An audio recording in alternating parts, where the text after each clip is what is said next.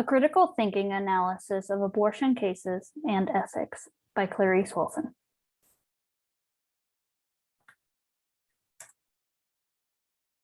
When it comes to evaluating and making moral decisions about the life of others, it is important to look at every situation with a fresh lens and without letting a predisposed ideology or belief interfere.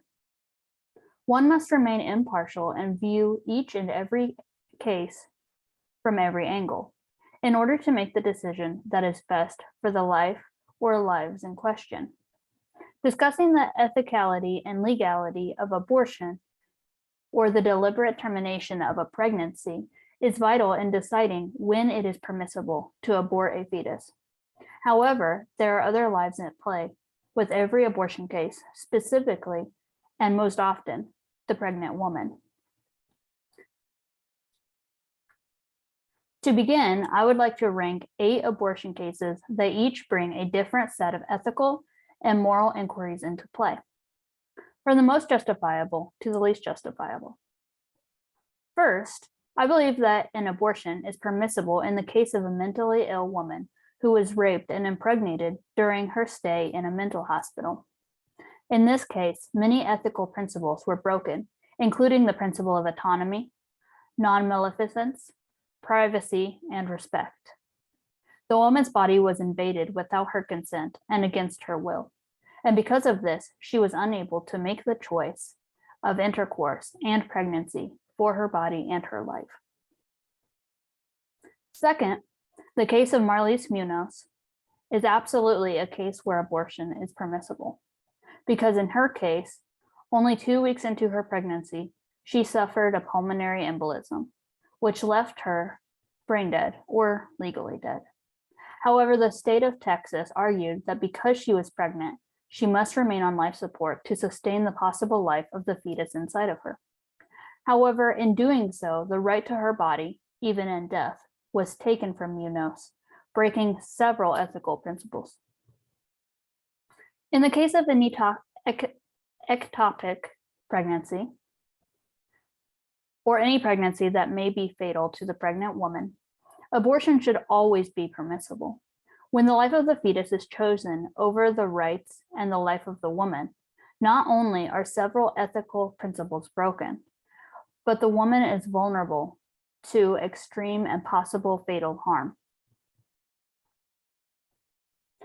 The 3 cases previously listed, despite their ranking, I do believe fully that they all equally require the intervention of abortion in order to protect the life, body, and the rights of the woman. In the next 5 cases, I will continue to rank from the most justifiable to the least justifiable. However, they are not necessarily or have less pertinence to the previous 3. In cases such as Sherry Finkbein's, where a prescribed drug has caused severe deformities and a lack of brain development to a fetus, abortion is permissible because the principle of non-maleficence was broken by the producers of the drug she was prescribed.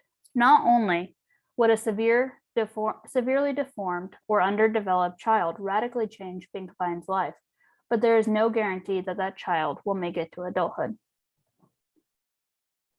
The 5th case, a pregnant teenager who is single and financially unable to care for a child, should without a doubt be allowed to make the choice to have an abortion. Forcing a teenager who is unprepared to have a child only causes harm to the teen who is still a child herself. At the same time, it's vital to consider the life of the fetus after birth. If the teen is unable to financially provide for the child and does not want the child, then it is likely that their quality of life will not be as good as it would have been if the child was able to wait and have a baby when she was financially, physically, and mentally ready to do so. The next case, considering abortion for the opposite, a 25-year-old career woman who is physically and financially capable of caring and providing for a child, is different, but not entirely impermissible. One could say that a woman should go through with her pregnancy because she is fully capable of doing so. However, one must consider the rights of the woman. Every woman deserves the right to make decisions when it comes to her life, her body, and her womb. If she does not want a child and prefers to have an abortion, then she should be granted that right, because only she should have autonomy over her body. The least permissible, in my opinion, however, like previously stated, it's vital to look at every case objectively and from every angle. Late-term abortions for elective reasons. I personally would not wait until 21 weeks or after to have an abortion performed if I thought I may need one. However, if my friend came to me and stated that she was going to have a late-term abortion, I would not judge her and would support her in any way that I possibly could. I do believe that every case is different, and therefore, no person should be able to make that call other than the woman who is pregnant.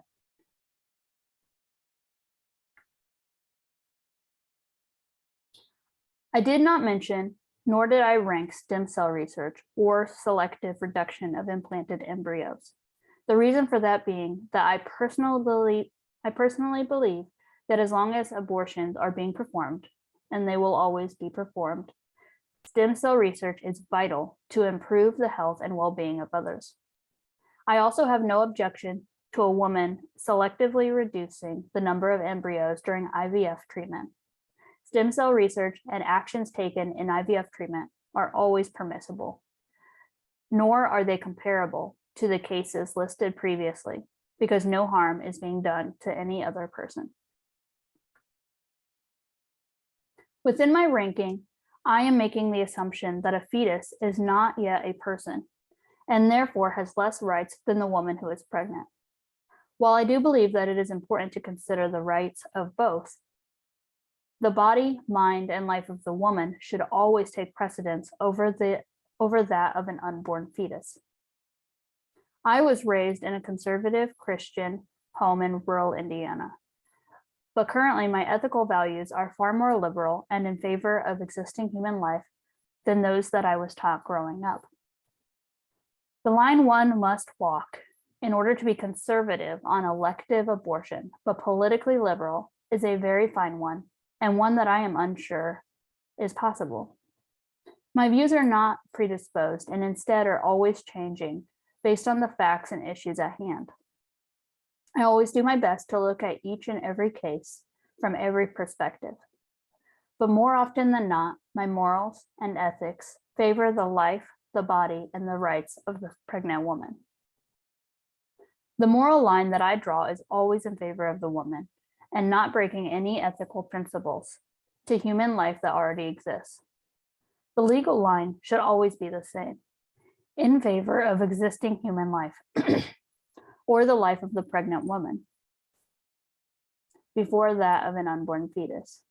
I would not move the line in favor of the fetus because I believe that causes unnecessary psychological and physical harm to the pregnant woman. Thank you.